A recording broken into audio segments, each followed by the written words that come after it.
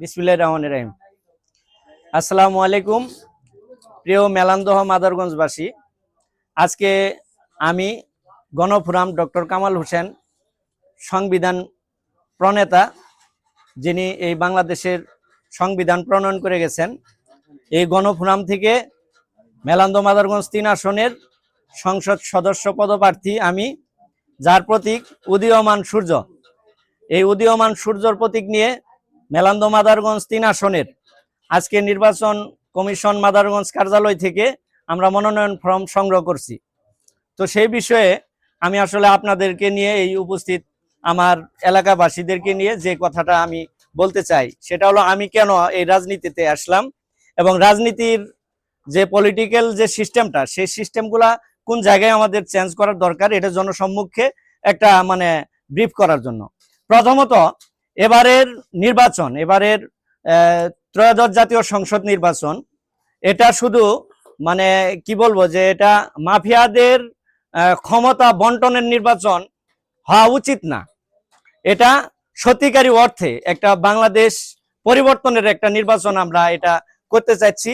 সেই লক্ষ্য উদ্দেশ্য বাস্তবায়নের জন্যই আমরা এবারের সমগ্র বাংলাদেশ ব্যাপী আমাদের নির্বাচনের একটা ছিল। কিন্তু আমরা কার্যত যে নির্বাচন কমিশনের যে বিশেষ দিকগুলা, সেই দিকগুলার বিশেষ কারণবশত আমরা সমগ্র বাংলাদেশে আমরা প্রার্থী দিতে পারি নাই। তো সেই জায়গা থেকে আমি এটা বলতে চাই যে বাংলাদেশ 1971 সালে এই দেশটা স্বাধীন হয়েছে। তৎকালীন সময় আমাদের এই দেশের যে সংবিধান, যে আইনগুলা তৈরি করে গেছেন, যারা আইন প্রস্তুতকারী যারা ছিলেন, তারা যেভাবে আইনটা প্রয়োগ করে গেছেন, তৈরি করে গেছেন, সেটা কিন্তু একেবারেই যে কি বলবো একবারে ফিলফুল সঠিক অবস্থানে সেটা না। এ জায়গায় বিশাল ভুল আছে এই সংবিধানে। সেই ভুলগুলা যেন আমরা সংশোধন করে একটা সুবিধা বঞ্চিত মানুষের সুবিধা প্রতিষ্ঠার জন্য, এবং আমার রিক্সা চালক, অটো চালক, ভ্যান চালক, কামার, জেলে, কুমার, তাঁতি, তারাও যেন সত্যিকারী অর্থে সর্বক্ষেত্রে যেন তারা একটা অবস্থান পায়। যেমন আমি কৃষকের সন্তান, আমি এবার মনোনয়ন সংগ্রহ করছি মেলান্দহ মাদারগঞ্জের এমপি প্রার্থী, আপনারা সমর্থন দিবেন। তো সেই জায়গা থেকে আমাদের এই পরিবর্তনগুলা আমাদের ঘটানো উচিত। আমরা যদি লক্ষ্য করি, 1971 সালের আগ পর্যন্ত এই বাংলাদেশটাকে শাসন শোষণ করে গেছেন ব্রিটিশরা। তো ব্রিটিশ আইন স্বাধীনতার পরে এখন এই ব্রিটিশ আইন বাংলাদেশে আছে। এই জায়গায় আমাদের আরো প্রশ্ন হলো যে এখন শুধু অন্যান্য দল যারা যেভাবে রাজনীতির অঙ্গনে যে শিষ্টাচারের মধ্য দিয়ে রাজনীতি করার কথা ছিল, তারা সেরকম রাজনীতি করতেছেন না। আমরা কেবলমাত্র এই বাংলাদেশের মানুষের জীবনযাত্রার মান এবং এই বাংলাদেশের মানুষের চিকিৎসা সুবিধা, শিক্ষা সুবিধা এবং সকল মানুষের সম অধিকার প্রতিষ্ঠার জন্য কেবলমাত্র আমরাই শুধু সংস্কারের কথা বলি। আমাদের বাংলাদেশ রাষ্ট্র সংস্কার আন্দোলনের যিনি সংস্কারের জনক, যিনি সংবিধান বিশেষজ্ঞ, বাংলাদেশ ভূমিহীন আন্দোলনের প্রধান উপদেষ্টা এবং বাংলাদেশ রাষ্ট্র সংস্কার আন্দোলনের সংগ্রামী সভাপতি হাসনাত কায়ুম, তিনি মাত্র এই ঘোষণা দিয়েছেন যে এবারের দেশ পরিবর্তনের একটা এবার সুযোগ। কিভাবে সুযোগ?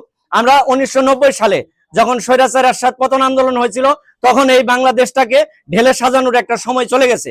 পরবর্তী সময় 24-এ হাসিনা পতন আন্দোলনের পর থেকে এই বাংলাদেশটাকে আবার নতুন ভাবে সাজানোর আরেকটা সুযোগ এখানে এসেছে। আমরা 24-এর যে গণ অভ্যুত্থান, যেখানে 14,000-এরও প্লাস বেশি মানুষ, আমার ভাই বোনেরা যারা নিহত হয়েছেন, 20,000-এরও বেশি মানুষ আহত হয়ে পঙ্গুত্ব বরণ করেছেন। আমাদের সেই জায়গায় প্রশ্ন, যতবার এই দেশটাকে মেরামত করার জন্য বিভিন্ন রাজনৈতিক সংগঠনগুলা যেভাবে আসছেন তাদের মতাদর্শ প্রকাশ করার জন্য, কিন্তু প্র্যাকটিক্যালি আমরা পাচ্ছি যে তারা সেভাবে মতাদর্শ প্রদান করতে পারছেন না। কিরকম? আজকে দেখি বৃহৎ দলগুলা তারা শুধু আসন ভাগাভাগি নিয়ে তারা কি বলবো বিজি আছে।